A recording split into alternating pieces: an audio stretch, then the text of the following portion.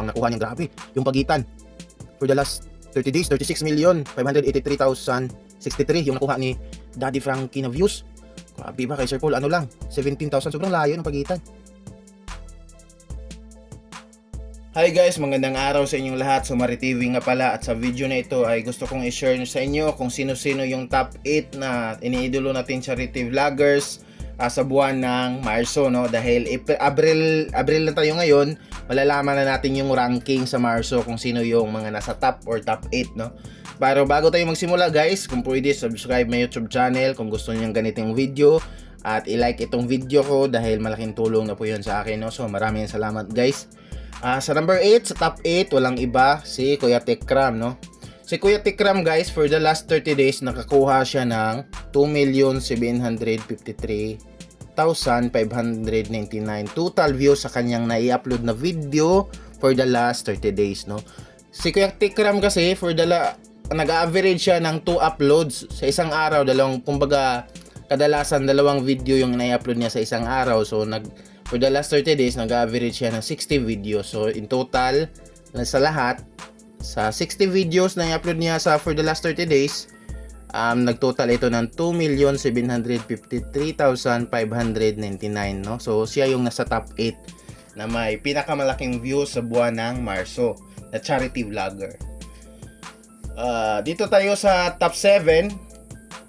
Sa top 7 naman, ito si Pinoy in Equatorial Guinea, America, no? So, nag-upload kasi siya, parang ang dami ng upload, no? May average upload siya na 6 video. Kumbaga sa isang araw 6 video yung ina-upload niya, so sobrang dami, no? At for the last 30 days total 175 videos. Totoo ba ito? Sobrang daming vlog. So dito naman sa lahat ng kanyang in-upload for the last 30 days na video, may total ito lahat na 3,364,209 total views. So, siya yung nasa top 7. Sa buwan ng Marso to guys, ha. Ulit-ulit. Dito naman tayo sa top 8. Puta kayo dito kay top 8. Si Ma'am Lori Aquino Talita. Ito po yung top 8 na charity vlogger sa buwan ng Marso.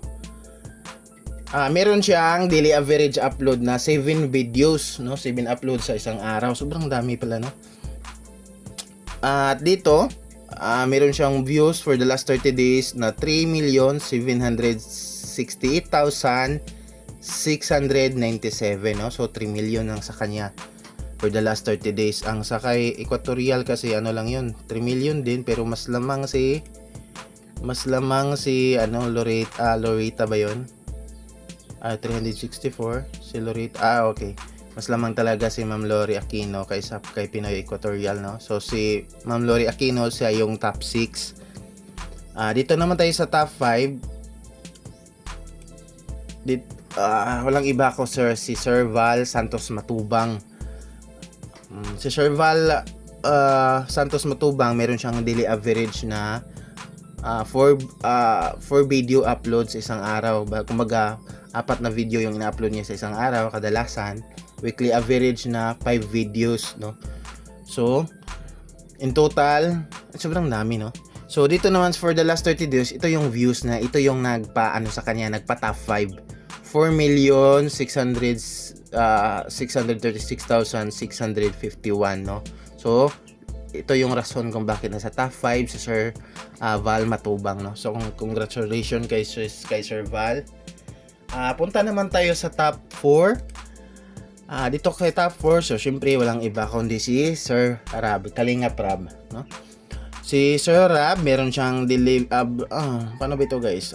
Kada 0 ang daily upload niya 0, pero pagkakaalam ko minsan lang ba nag-upload si Sir Rab ngayon or ano? Basta 1 lang to one video yung daily average niya kadalasan. So ang views niya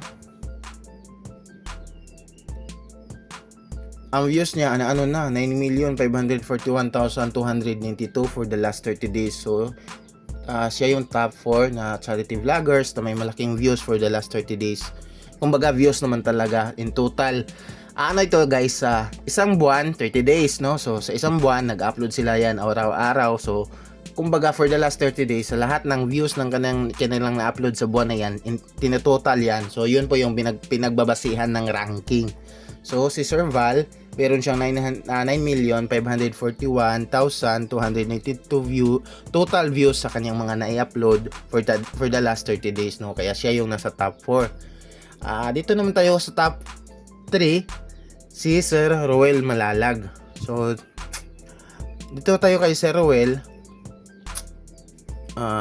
Meron siyang for the last 30 days, meron siyang total views sa kanyang lahat ng video na 10,747,985. So kaya siya yan yung nagpa-top 3 kay Sir Roel Malalag, no? So dito sa top 4, top 4 na lang si Sir Paul Pugumbero. Top 2. Ay, akala ko number 1 si Sir Paul. Top 2 lang pa tala. Si Sir Paul for the last 30 days, meron siyang 17,744,793 total views sa kanyang lahat ng video for the last 30 days, no? So 17 million ang laki ng views ni Sir Paul for the last 30 days. Itong top 1 si Daddy Frankie.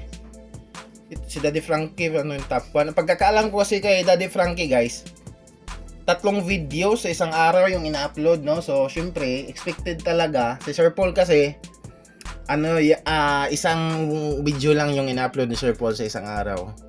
Minsan Sabado nag-upload yan si Sir Paul din sa tanghali at isa sa gabi, minsan din sa linggo. Pero Lunes, sa pagkapansin ko, nag-observe din ako, no? Dahil viewers talaga ako ni Sir Paul. Lunes hanggang Biyernes, isa lang talaga ang upload ni Sir Paul. Tuwing gabi lang, mga 7 PM, mga ganon. Pero Sabado at Linggo, minsan may dalawa siyang upload dyan sa araw na yan. Pero ito daw si Sir Frankie, 3 video daw yun ang ina-upload nito sa isang araw. So expected talaga na magta-top 1 siya kasi sobrang dami ba naman na i-upload sa isang araw. So madaming video, madaming views, no? So congratulations kay Sir Frankie, siya yung nag-top 1, no? So ang nakuha niya, grabe, yung pagitan for the last 30 days, 36,583,063 yung nakuha ni Daddy Frankie na views sa kanyang video na i-upload sa for the last 30 days. Grabe ba kay Sir Paul, lang 17,000, sobrang layo ng pagitan. Grabe. Ayan yung kita nyo, ito kay Daddy Frankie. Ito guys, ayan, videos. Ayan, videos yan. Dito makikita yung survey kung ilang video yung may upload niya yun sa daily average. Nag-average siya ng 3 videos. So kumbaga 3 video sa isang araw, no? Sa grabe. Sobrang ni Sir Daddy Frankie, sobrang mag-vlog. Anong tawag nito? Sobrang tiyaga mag-vlog, no? So congratulations kay Daddy Frankie. Congratulations sa lahat no? Deserve nila lahat yan. So yun po yung rank ng sa Marso, guys, 2026. At kung gusto niyo itong video, i-subscribe YouTube channel at i-like. Pero kung hindi nyo gusto, wag na lang po. Pero maraming salamat sa panonood, guys. God bless sa inyong lahat and happy Holy Week po.